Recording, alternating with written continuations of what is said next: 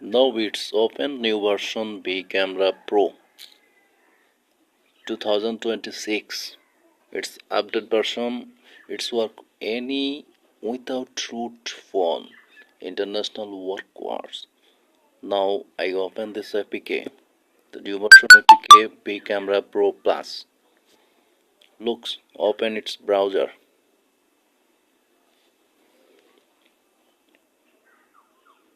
Then I show you this browser is working or not. Looks the icon, QR icon. Then open its browser.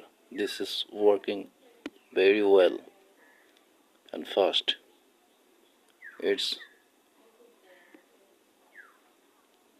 you can select any video or photos.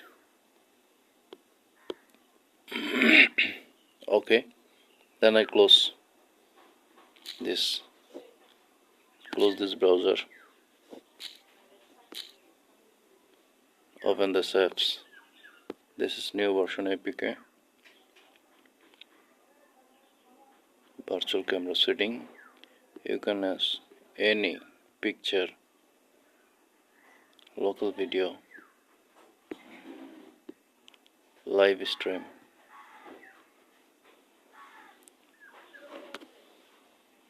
That's all. And any APK, clone this.